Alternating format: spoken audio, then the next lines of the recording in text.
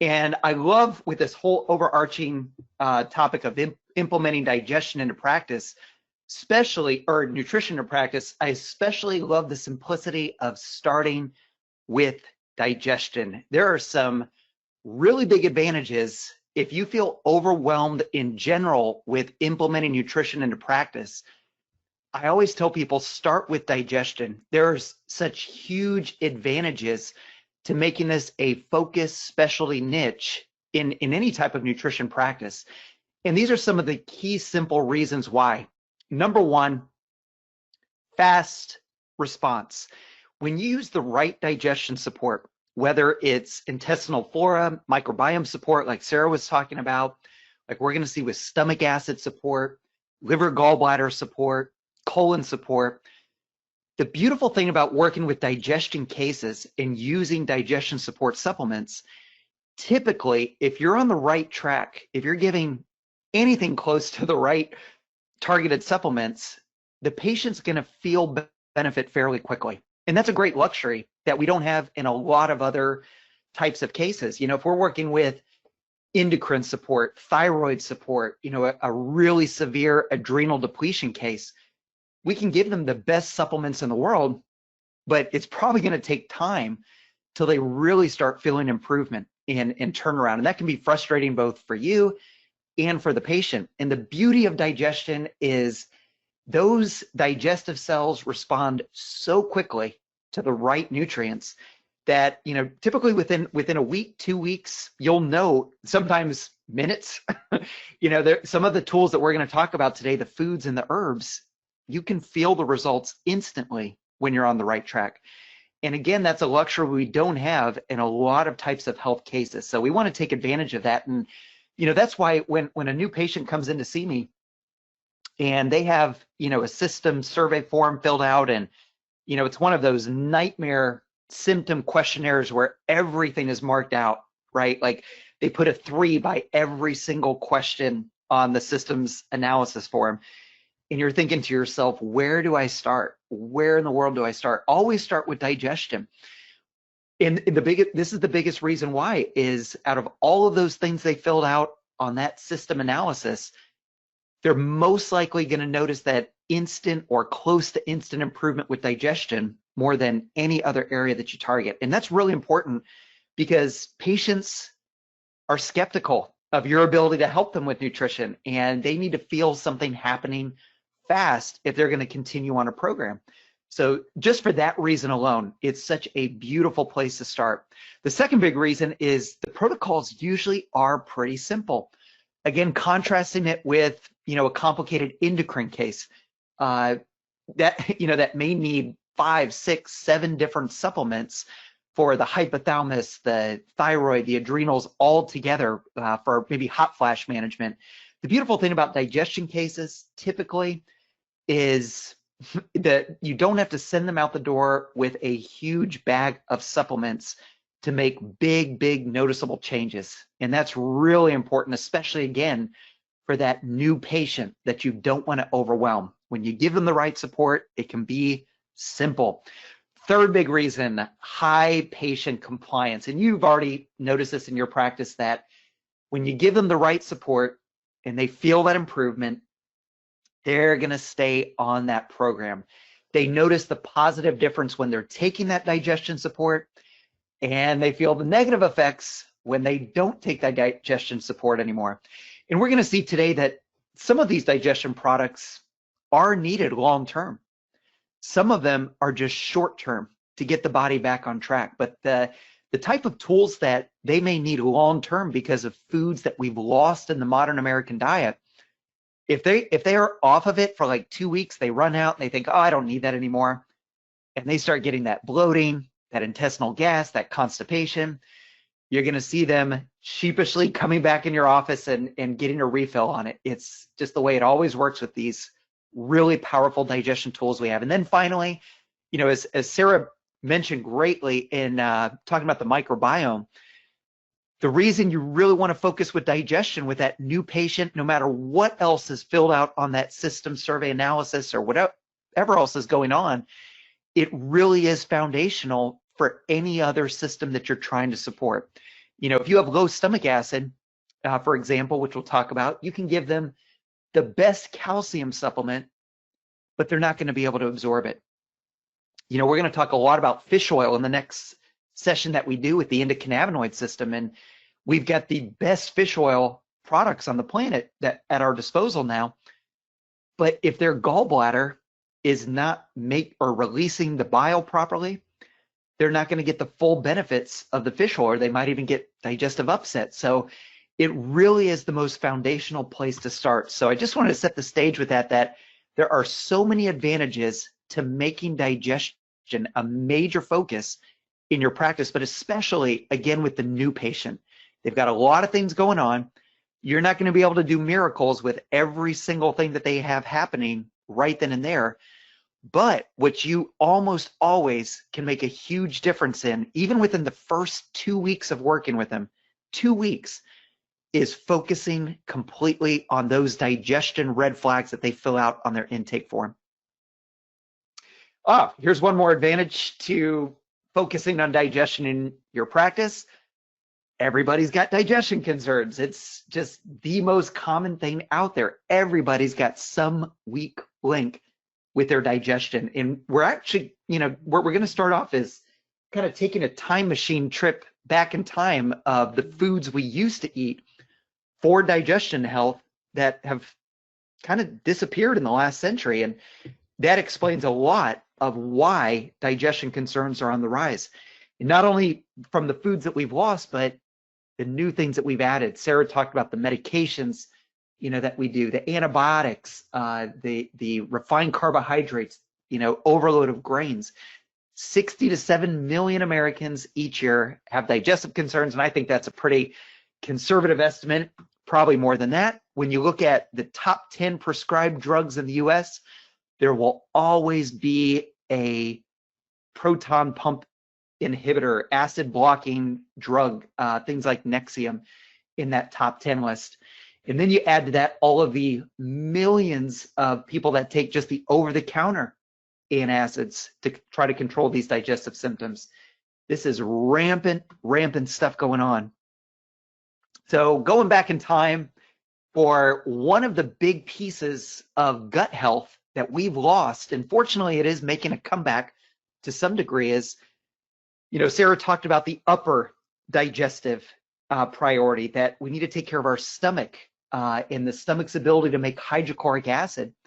And just these two simple things that you see here, if people knew about these two simple tools, it would eliminate a lot of those digestive concerns, and there wouldn't be nearly as many prescribed antacid medications out there. Just good old-fashioned apple cider vinegar to start. I know many of you listening are big apple cider vinegar fans, but that's not the norm for most of our patients, and we need to educate them about the importance of this simple, really inexpensive food. The magic of this food is all about what it does for the pH of the stomach. That the normal physiology of the stomach should be very acidic. And the problem is, the older we get, the more junk food we eat, the medications we take, the more alkaline our stomach becomes. So cider vinegar, historically, they didn't know all the importance of stomach pH and, why stomach acid was so important. But 50 to 100 years ago, it was just known if you had an upset stomach, you took apple cider vinegar for relief and lots of other benefits. Now, gentian or bitter herbs, anything that's bitter is going to help at a fundamental level with supporting production of stomach acid. But not just stomach acid. We're going to see these bitter herbs on the next slide. When you do anything with bitter, and you talk about something we have eliminated from the diet, is bitter. We decided long ago that bitter was not for us. We wanted sweet, and lots of sweet. So we took out the bitter foods. Even our cruciferous vegetables used to be so much more bitter, and we decided we didn't like that. So we purposely, bred and grew our cruciferous vegetables to be less bitter and lose a lot of those benefits from it. They taste better, but they don't give us nearly as many health benefits. And we could just go on and on with examples of bitter things we used to do that we've lost. When you do bitters, you have a lot of powerful benefits happening at one time. The first is just on contact with the tongue, the taste receptors. You get this nervous system response, this vagal nerve response to the rest of the digestive tract, but also just with direct contact with the stomach. And it used to be thought that, these bitters just helped you make digestive enzymes, stomach acid. But now recently we're finding that bitter herbs stimulate so many other benefits from the digestive tract. And we could go on and on about them, but one of the big ones is this GLP-1 that you see here, glucagon-like peptide. That's actually something that has a trophic nourishing effect on the pancreas to produce insulin. So bitters aren't just digestion support, bitters are blood sugar support as well. You see even with satiety after meals, with appetite, if you're just never satisfied. So there's multiple metabolic benefits of doing these bitters. And a great example of this is, the famous herb bitter melon, the most well-known bitter herb for blood sugar support. So right off the bat, if you want healthy, digestive function and even the microbiome, you've got to start with the stomach. And I believe this is one of the most rampant digestive defects. And the more you do clinical nutrition in your practice, the more you find that this just seems to be the common digestive problem, especially the older a patient is, the more likely they're going to need something to support normal stomach acid production, whether that's just simply taking cider vinegar, doing bitters, or we're going to see betaine hydrochloride supplementation. The other thing that we have lost, and this really goes to Sarah's talk on, how important these new digestive microbiome tools are, is fermented foods. Most of you know the famous Dr. Weston Price and, the groundbreaking work that he did with nutrition when he traveled the entire world. All these cultures that he traveled, he went to every continent and all these remote villages, and he found that no matter where he went, whether it was, Europe or Africa, South America, you name it, every traditional healthy culture had some fermented food source. So if it was, Germany, of course, it would be sauerkraut. If it was the Asian cultures, it would be kimchi. And just across the board, they all had some fermented food. And they didn't know anything about the slides that you saw Sarah show about, the probiotics, how important they are for the immune system. They just knew fermented foods were essential for good health. So kefir, this fermented milk product, this brings up a couple big points talking about foods that were lost. Not only do we not do as much of this type of fermented food as we should, but just think about how our milk supply has changed. We used to do unpasteurized milk, raw milk. Raw milk in itself, even without being fermented, is a source of probiotics, Acidophilus and bifidus. And what's the whole purpose of pasteurization? Is to kill all bacteria. So there were, just by drinking a good glass of fresh milk back in the day, 50, 70, 100 years ago, we were getting a lot of gut health factors that now are destroyed with pasteurization. And I know with a group like this listening that we've got a lot of fans of this fermented beverage on the right, kombucha. Look at that beautiful, glistening, fungal, SCOBY culture there. Really special fermented food, and really ties in with one of the special strains that we love using, whether it's from drinking kombucha or taking in supplement form, is the Saccharomyces boulardii strain. This is one of the few things that we can get that Saccharomyces boulardii, and we're going to talk about the unique benefits of that intestinal flora strain as we go. So again, fermented foods, yeah, they're making a comeback thanks to, the Weston Price Foundation and others, but still grossly underconsumed in the American diet.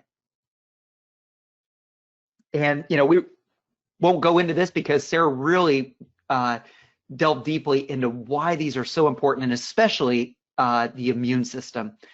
We know about probiotics for stool consistency, for nutrient absorption. But we've got to remind our patients that, with everybody being so concerned about the immune system today, you'll hear different statistics, but 70 to 80% of our immunity wrapped up in the health of our digestive tract and specifically our microbiome. And I just want to draw attention to this one factor here. We could go through all the different immune benefits of probiotics, but this one is really big. This third one that you see here, enhancing secretory IgA. That is such a critical first line defense antibody in your mucous membranes. I always like to use the analogy of it's like, locking your doors in your house at night, shutting the windows, locking everything up. That's your first line of defense from keeping invaders in. Now you've got second lines of defense that you can use if an invader gets in, like a baseball bat, a shotgun, but it's so much easier just to maintain the first line of defense of your immune system. And that is a beautiful thing of secretory IgA, is the higher you can keep that, the more that you can keep out invading pathogens to start with. Now, guess what one of the biggest things that lowers secretory IgA is? Stress, high cortisol. The more you're pumping out cortisol in response to stress, the more you're going to knock down one of your frontline defense immune mechanisms. So yeah, microbiome support, the more stress you're under, you don't think about probiotics and intestinal flora support being stress support, but yeah, the more stress you're under, the more support you're going to need in this area. And we're going to see that it's not just probiotics. There's a really cool fermented yeast product that you can use that is not only a prebiotic, but very directly going to enhance secretory IgA for that frontline immune defense. And no shocker, diet, with all the different factors, stress levels, medications, things like that, diet is always going to be the biggest influencing factor on the microbiome. And that is scary news when you see what we're eating today, right? But there's also stress, the pharmaceuticals, not just antibiotics. There's a lot of pharmaceuticals that can affect the microbiome. And again, the acid blocking medications like, the proton pump inhibitors, anything that suppresses your stomach acid, that's not just going to affect nutrient absorption. Blocking that critical stomach acid, suppressing that good pH in the stomach is going to have a downstream effect on the entire microbiome. So that's why, again, starting with stomach acid, whether it's betaine hydrochloride supplements, whether it's bitter herbs, any of these things is also going to affect the good friendly bacteria. Yeah, birthing, whether it was a C-section versus vaginal birth, whether it's breastfeeding versus infant formula, that has a huge influencing factor. And I think that's one of the really cool things about having access to that, 2FL option now, is for a lot of these people that never were breastfed, we've got something now that maybe can make up for lost time, go back in time and give them that foundation that they never had with what should have been in the breast milk. Here's another one thankfully is making a comeback, but still not in most people's daily routine. And we know this is a major collagen stabilizing food, joint health, skin support with the collagen benefits, natural source of glucosamine. But remember, this is a major food for gut healing. Those of you that have utilized the GAPS diet know that this is a major foundation of that diet. The rare amino acids in there, proline, alanine, glycine, so healing for gut health, and a lot of other factors in there. So bone broth was something we all used to do. Grandma's chicken soup, we would get these gut healing factors. And cod liver oil. Now, you wouldn't think cod liver oil would be directly a digestion supporting food. It's more of an indirect, and it just kind of a sneak peek into our next topic. The reason we're going to list this as a foundational gut food is we're going to see in the next topic that fatty acids from cod liver oil are essential for regulating the endocannabinoid system. And the endocannabinoid system has a huge influence on your digestive tract. So if you're deficient in fats, you don't have good endocannabinoid tone. If you don't have a good endocannabinoid system, you cannot have a good digestive system, and vice versa. The more digestive dysfunction you have, the more it's going to affect your endocannabinoid system. So we're going to see in the next talk that you already know that everybody could benefit from a fish oil supplement, but I think we're really going to make the case in the next session of that's more true than ever before. So here's a little snapshot of, again, going back in time, what we used to do for digestion health.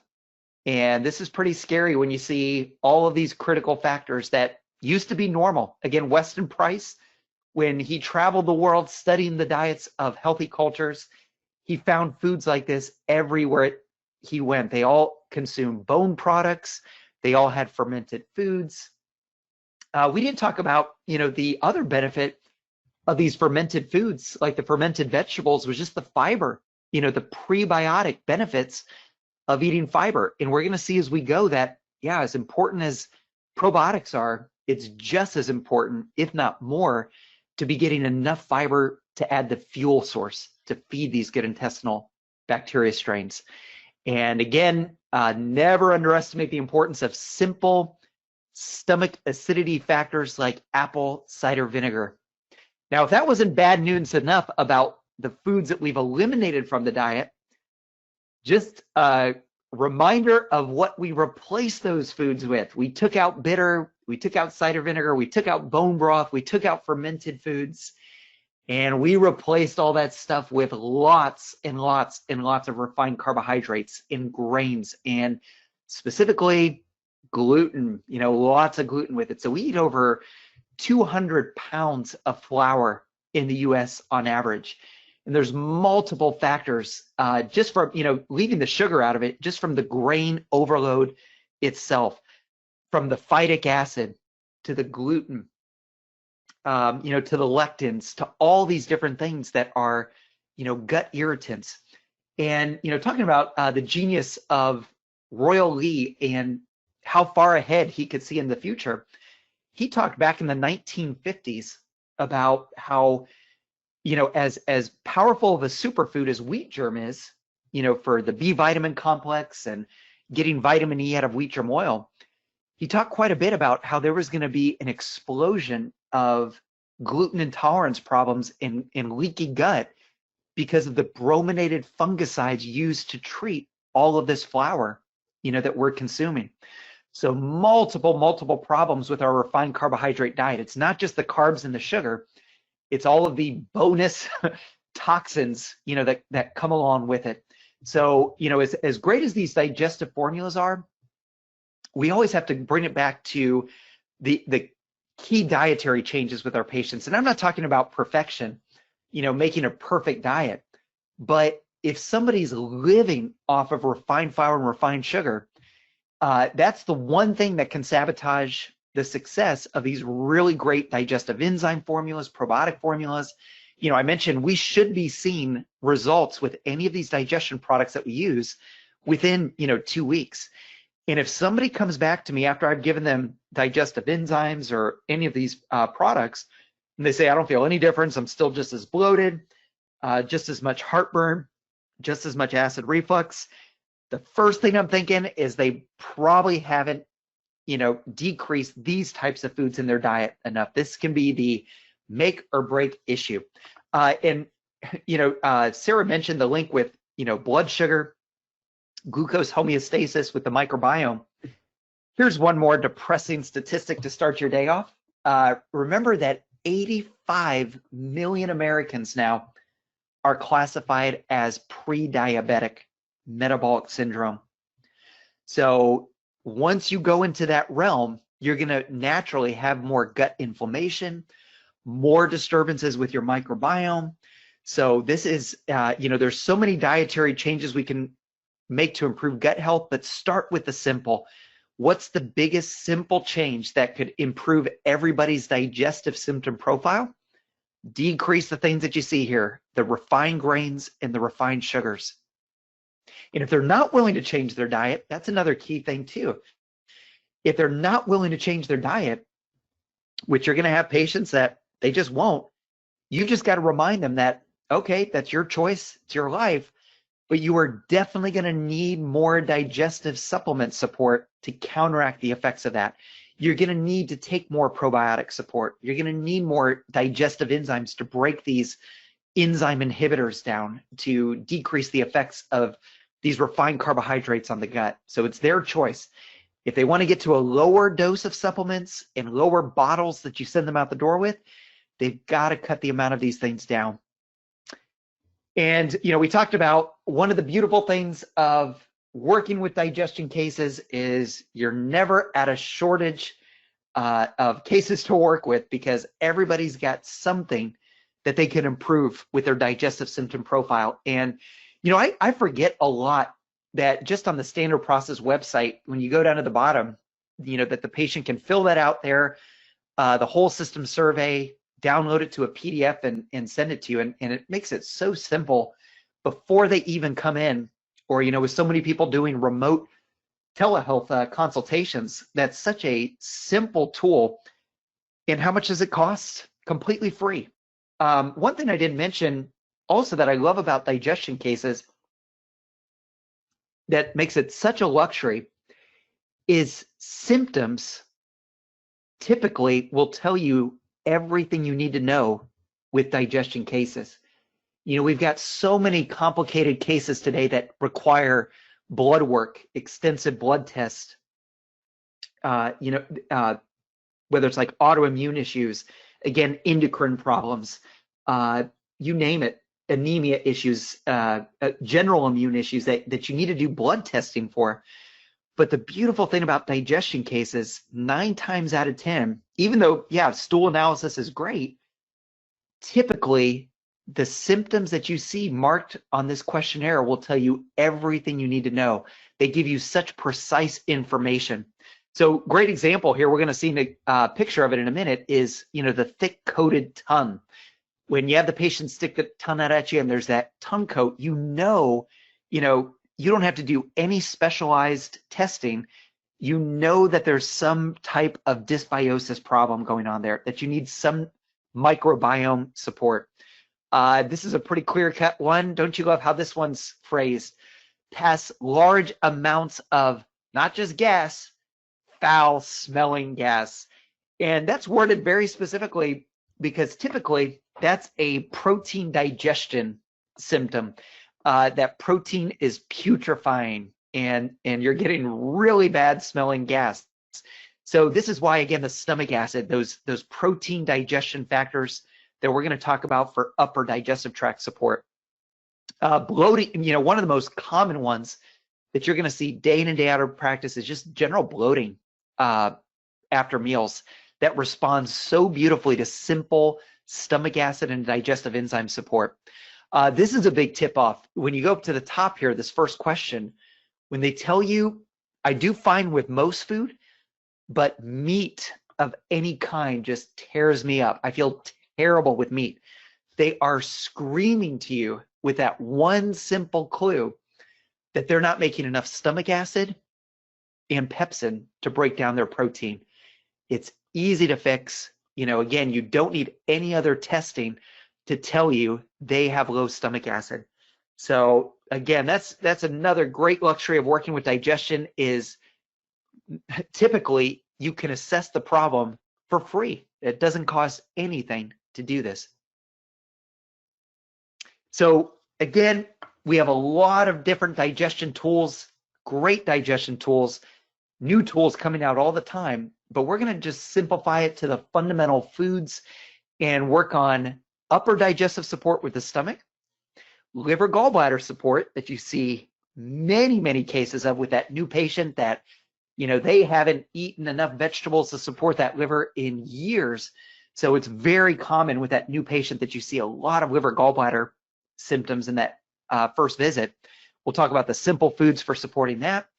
And again, just kind of a quick, simple closeout of supporting lower digestive tract with the great tools like Sarah mentioned for the microbiome.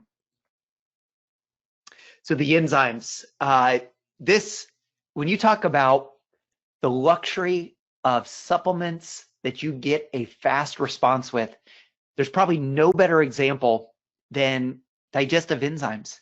And many of you have experienced that yourself. When you started using good whole food nutritional supplements with your meals, the first time you took a digestive enzyme that had betaine hydrochloride, pepsin, and digestive enzymes in it, probably with that first meal, you realized, wow, that's how digestion should feel. It doesn't feel like a brick sitting in my stomach, with this undigested food. And that's so great, again, to start with that new patient where they need to feel something positive happening quickly. That's the beauty of starting with digestive enzymes, because so many people have insufficient enzyme production, whether it's from the pancreas or the stomach itself. And we saw that a big reason for that is we don't eat bitter. We don't eat these acidic supporting foods like apple cider vinegar. We don't have the bitter foods in our diet. So almost everybody, especially at a certain age, can benefit from some digestive enzyme support. And just really briefly, betaine hydrochloride that you see on the right here, that's the most famous tool for increasing stomach acid or lowering the pH of the stomach to make it more acidic. And that's great. But always remember that betaine hydrochloride without pepsin is not going to give you much relief with protein digestion symptoms. So when you're using a digestive supplement for somebody that says, oh, I feel terrible after meat, I can't break, protein down, always make sure they have both ingredients in that supplement, betaine hydrochloride and pepsin. That's where the magic happens to really break down those proteins. And then we're also going to see that there's plant-based enzyme formulas. Sometimes the stomach needs more soothing and it can't handle the betaine hydrochloride. So if somebody already has an ulcer or gastritis, as much as they need stomach acid and pepsin to break down that protein, their first priority is going to be soothing plant-based enzymes. And we'll talk about the distinction of how to know when to use what type of enzyme for that person. So these would be your more soothing enzymes. And most of your patients are aware of these. They probably tried papaya enzymes when they have heartburn or acid reflux, bromelain from pineapple, fig enzymes. Think of these enzymes. They not only help break food down, for relief of bloating and things like that, but really putting out the fire. So if you give somebody a supplement with betaine hydrochloride and they come back the next week and they say, oh, I started having more burning when I took that betaine hydrochloride formula, I felt a lot worse. That's, you can turn that around to a positive thing for the patient and remind them that's a simple, very accurate diagnostic tool that they've got gastritis or a full-blown ulcer. Again, digestive symptoms tell you everything. So they need the stomach acid, but they can't handle the stomach acid yet. So you need to work on soothing, coating, healing that stomach. And a really good distinction, if you're taking notes, this would really be worth writing this down. If a patient tells you that their heartburn or acid problems happen right after a meal, right after they eat, they get that burning sensation, they're probably going to be the ones that get great relief by doing betaine hydrochloride and pepsin, to break protein down. That's going to break the food down, send it through the stomach so that they don't have that burning from incomplete digestion. But if the patient tells you, my burning, my acid problems, my heartburn is on an empty stomach, and when I eat food, it feels better, those are the people that you want to start right away with more of these plant-based enzymes, these soothing formulas. Now, eventually, after healing the gut, you're going to want to transition them to something with stomach acid, betaine hydrochloride and pepsin, because that's probably what got them in trouble in the first place. The lower the stomach acid is, the more likely you're going to have Helicobacter pylori overgrowth. And that's what sets the stage for ulcers. But once they get an ulcer or gastritis, you need to focus more on these soothing enzymes. So we'll keep going over that. If that sounds, confusing, just remember, everybody probably needs stomach acid support. But if they've already got an ulcer or gastritis, you need to start with soothing and healing first. And one of the best soothing and healing foods that Sarah mentioned is this beautiful, slimy, gooey okra.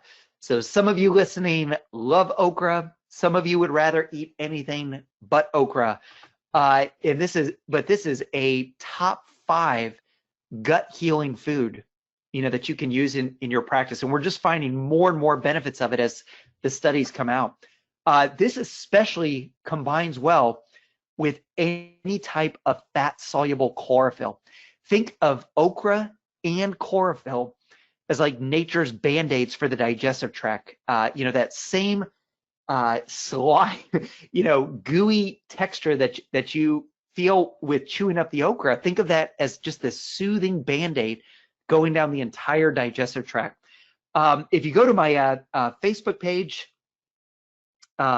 you'll find I just posted something about the healing, soothing properties of fat-soluble chlorophyll. And it was actually with a woman with a skin wound, talking about the pain-relieving effects of chlorophyll and the healing effects, but it's internal just as much as external. It's nature's Band-Aid for the digestive tract, chlorophyll and fat-soluble chlorophyll and okra combined. And talk about fast relief. What I love about using okra and chlorophyll together, whether it's a digestive or upper digestive tract inflammation, small intestine, large intestine, any itis of the digestive tract, gastritis, colitis, diverticulitis, always remember that chlorophyll and okra combined are going to be your most soothing foods for any irritation and damage of the digestive tract. Simple but powerful gut healing foods.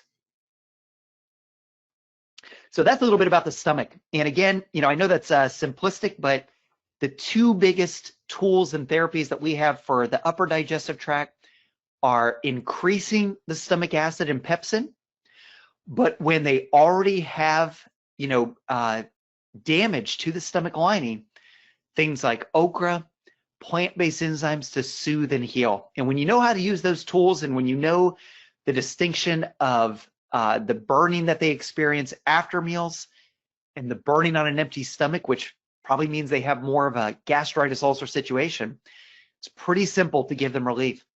But people also have a lot of fat digestion problems with the liver and the gallbladder. And again, you talk about a beautiful area of nutrition that responds so quickly to nutritional supplementation, liver gallbladder support. And the symptoms 9 times out of 10 are all you need to know.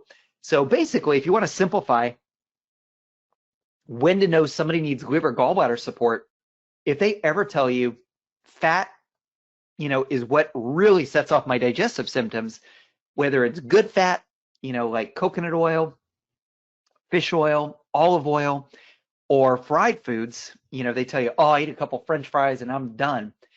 They're just telling you they really need some liver gallbladder support. So whether it's good fats or bad fats, and you're going to see it manifest in a lot of different ways. So it could, one of the biggest ones is just feeling nausea occasionally after eating. 9 times out of 10, liver gallbladder. Greasy foods upset. Stools, light colored.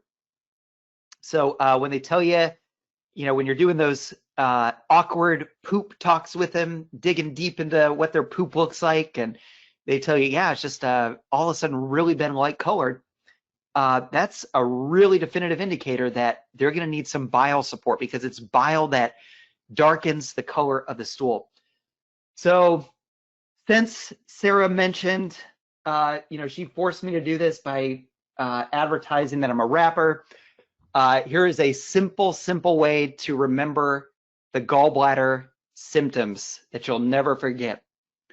How do you know the gallbladder ain't cool? Nausea, burping, and light-colored stool. How do you know the gallbladder ain't cool? Nausea, burping, and light-colored stool. Yo. So there you go. Bonus free of charge memory tool to remember your gallbladder symptoms. And they respond quickly to the right support. Constipation is another one. When people tell you they always need stool softeners, laxatives, this isn't the only cause of constipation, but it's a big one that you have to look at. Chronic liver gallbladder insufficiency. So talking about simplification, you can't get more simple than this for liver gallbladder health. We have so many herbs to choose from. We have so many, Annette's going to be talking about all the different great detoxification liver tools that we've got. But when it's all said and done, especially with these fat digestion problems, gallbladder insufficiency, beetroot and beet leaf are the simplest, inexpensive, but 9 times out of 10, the most therapeutic tool that you can give that person. Again, if you're on the right track, you should notice symptom relief within 2 weeks of using beetroot and beet leaf extracts. And this is something, beetroot is really exploding in popularity. Sarah mentioned some of the big benefits of that. But something Royal Lee always talked about was the beet leaf is just as important for liver and gallbladder health. So if you want to give a beetroot and beet leaf supplement to your patients and they say, oh, I already eat beets, you got to remind them the beet leaf is just as important to get those issues taken care of, and that's the part they definitely aren't eating. So Holistic Matters, one of the best things on that website is, the nutrient breakdown in these foods that we love so much, really showing us not just the nutrient benefit of something like beets. You see it's a blood builder. It's one of the reasons that beets are so good for supporting methylation of homocysteine is look at the rich source of folate, naturally occurring folate for methylation. So, not just digestion, beets are just one of those top 5 superfoods everybody can benefit in the modern world for multiple purposes. But it's not just about the nutrients in beets. The other great thing that Holistic Matters has done is showing us the phytochemicals, with the specific colors in these foods that really give the powerful benefits. And these are the things, these red betalins that powerfully support bile production and thinning of the bile. When that bile is just sludge and it's just not coming out to digest fat the way it should, you've got to have that red betalin compound to support that gallbladder to be able to break down fat. And Sarah mentioned, now we've got, we've known for 70 years with these beetroot and beet leaf extracts, the power of them. But now the studies are coming out to really verify this. So this is one that you can dig into about some really specific, measurable, not just symptom relief, but the gallbladder wall thickness itself, just with beetroot and beet leaf. Another food that we forget, we definitely know it as a detoxification superstar, but we forget about Spanish black radish is great for digestion support as well. And one of the reasons this is my favorite food, one of my favorite foods, definitely my favorite cruciferous vegetable grown on the standard process farm is, like broccoli, Brussels sprouts, kale, Spanish black radish is going to give you all of those liver detoxification, phase 1, phase 2, detox enzyme upregulation support. But what I really feel Spanish black radish is superior to those other cruciferous vegetables for is the modern American gut symptoms. you know, whether it's constipation, bloating, liver gallbladder dysfunction, and even what's really sets Spanish black radish apart is, we'll go to the Holistic Matters color breakdown, is the black tannins. You know, this is the cruciferous vegetable that has a different phytonutrient profile. Those black tannins in Spanish black radish have a mild antimicrobial effect in the gut. So with, you know, so many challenges to our microbiome getting out of sorts with overgrowth of harmful bacteria, fungal overgrowth, the candida, you know, Spanish black radish is not our strongest tool for regulating that, but it's one more benefit. It's one more tool that can help create a level playing field of a balance of good and pathogenic bacteria. The other thing that we forget about with this is this has some good bitter compounds. Spanish black radish, if you've ever eaten Spanish black radish, if you've taken a tour of the Standard Process Farm during the fall especially, and they have, you know, the foods out there to display, and I'll never forget when I took my first tour of the farm, and I was so excited because, you know, they had this table of beets grown on the farm that you could eat, and, you know, just sampling all these things that we use in the supplements. And I see a plate of Spanish black radish, and I got so excited. You know, I thought, oh, I've been recommending this as a supplement to patients for years. Now I finally get to taste it. I bit into a piece of it, and I just, after 5 seconds, realized why nobody eats Spanish black radish. It's hot, it's bitter, and that's what makes it so therapeutic for digestion, for detoxification. It's just a phenomenal, phenomenal food. And again, one of the benefits of Spanish black radish that we overlook is it's not just liver gallbladder support, but it's gut support too. So with mild constipation, not severe, but you're going to find with just people that are a little bit sluggish, they just don't have that bowel regularity like they want, just beets and Spanish black radish, those two foods, to support liver gallbladder health and all of the colon detoxification benefits of Spanish black radishes often can be enough. But let's dig a little bit deeper into some of the microbiome tools that we need to remember for the lower bowel health. So the great thing about today, you know, using digestive support today is just the explosion of research. You know, these things that we've known forever, we can now validate with the studies. And when you're talking about specific probiotic therapies, it's not just that we know we need probiotics. There's specific strains of Acidophilus and Bifidus, you know, different species of these large bacteria families that we're really finding are the home run superstar species of it. So it's not just, you know, patients will say, well, I'm taking Acidophilus or Bifidus, and that's great, but it's also important to know which strains of that bacteria are the most effective. So for example, with this Acidophilus, this LA5 species, registered trademark, was found to really be effective for occasional constipation and lactose intolerance, and on with these. We're not going to go in depth with these. You can look up, you know, the specific benefits of these, and even on the Standard Process website, you can find a lot of info about these very specific strains. And this one's one of my favorite strains, unique intestinal.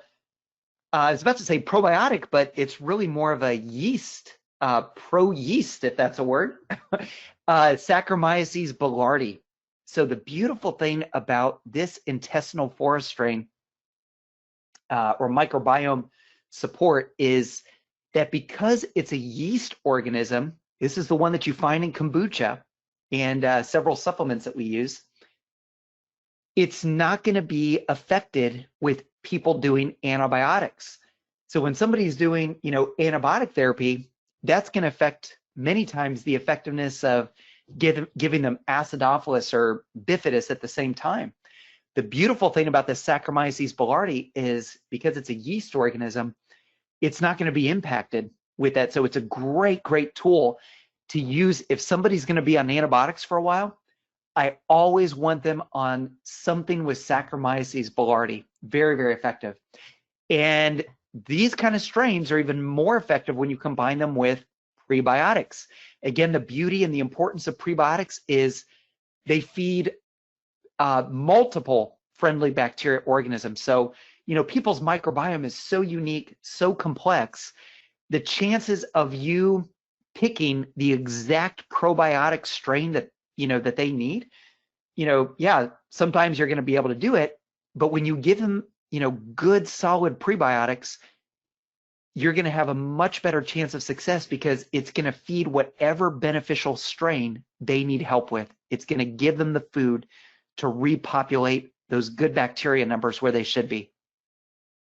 So again, more on these Saccharomyces cerevisiae, intestinal flora strains, not just for immune support, but absorption, bioavailability of nutrients. And Royal Lee talked about this so much with malabsorption syndromes when he recommended using Saccharomyces cerevisiae supplements to acidify the colon.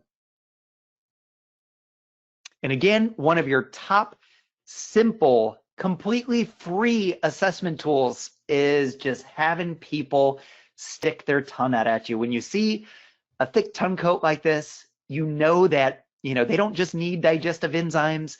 They're going to need some really powerful intestinal flora support, and specifically, temporarily, they're probably going to need some of the weeding support, the antimicrobial factors, like things like oil of oregano, garlic, berberine, and even, the intestinal flora strains we just saw with Saccharomyces boulardii. All of those can really have a nice impact on getting at the dysbiosis that creates this tongue coat. And what's really nice about this, again, we keep talking about the rapid turnaround of changes with digestion support.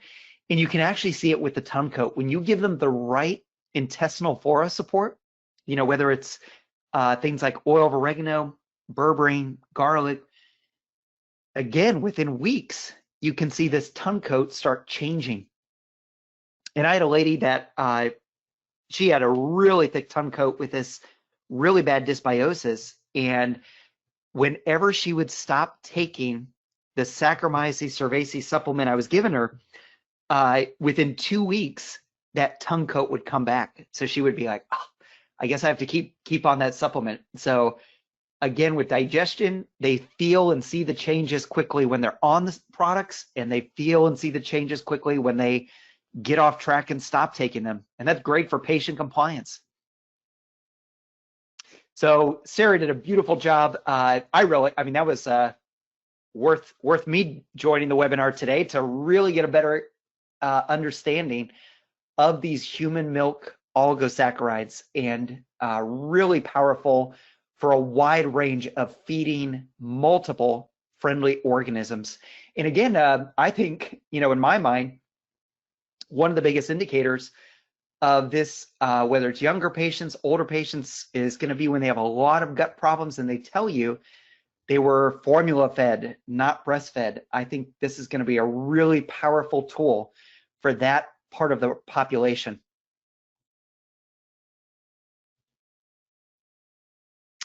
This is another, we keep talking about these fermented foods.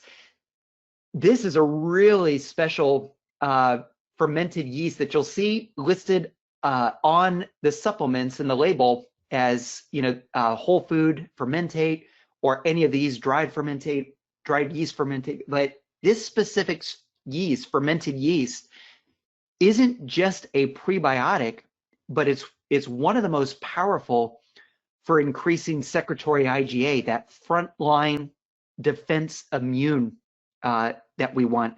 The secretory IgA that's knocked down with excessive stress. So again, more and more we're seeing fermented foods, and specifically these fermented yeasts. It's not just about relieving a tummy ache, it's about huge immune system support. And constipation. You know, we couldn't have a complete digestive talk without talking about the fast-acting constipation relief that patients really are interested in. Now, everything we led up to right now really deals with the root causes of constipation.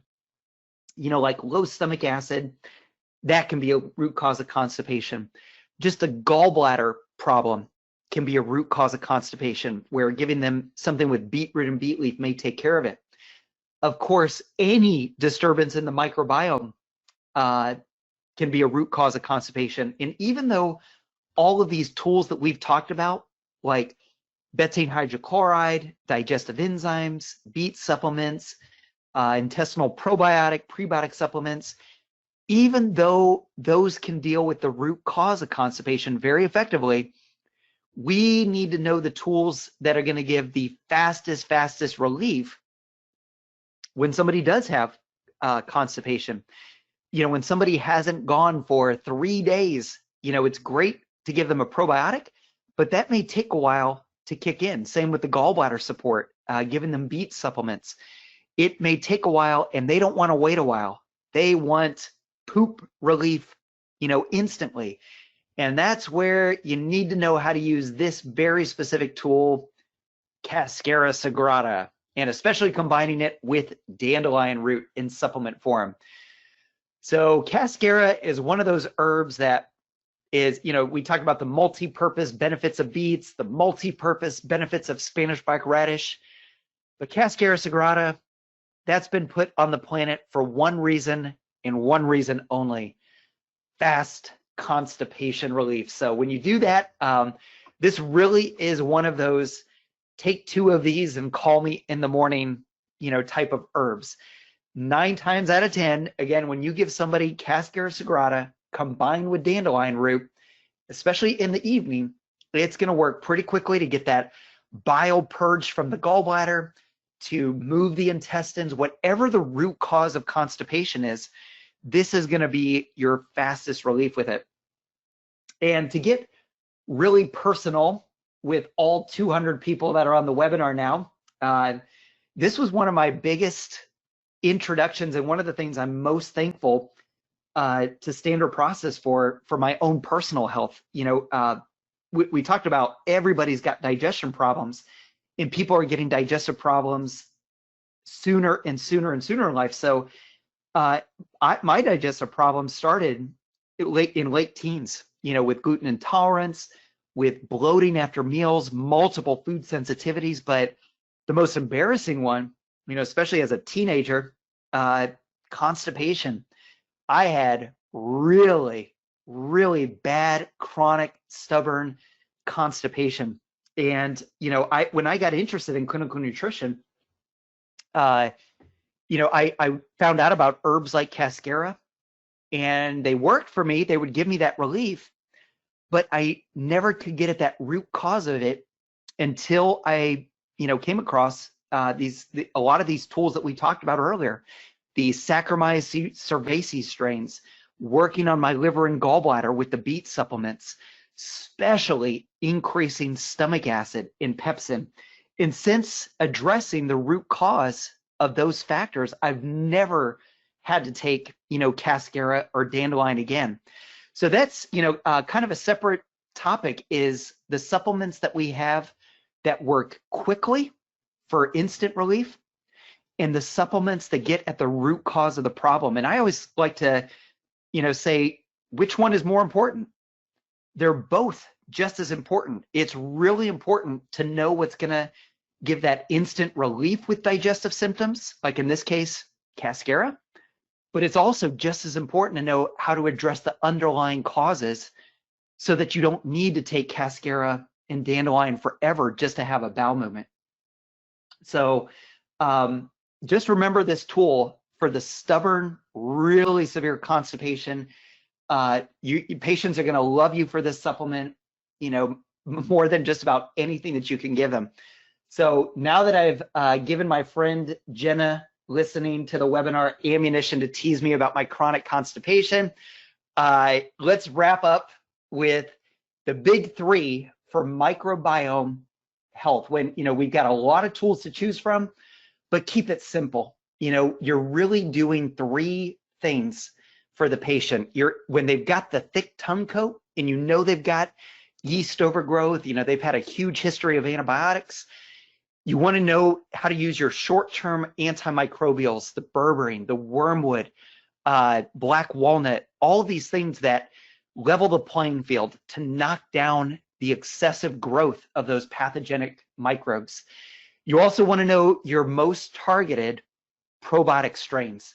And again, it's great to know, everybody knows about acidophilus, everybody knows bifidus, but when you know the specific proven strains, you're going to get much, much better results with it. And then finally, what we're finding more and more is the key to that healthy microbiome is feeding, giving the food to the healthy microbes. Much more important long-term strategy than even taking probiotics, getting those powerful fibers. And as Sarah mentioned, why the 2FL is such a beautiful food traveling through the entire digestive tract to feed those healthy microbiome probiotics as it goes through the digestive tract. So I hope you guys got some good practical info out of this, and that it helps simplify some of the digestive supplements that you've grown to love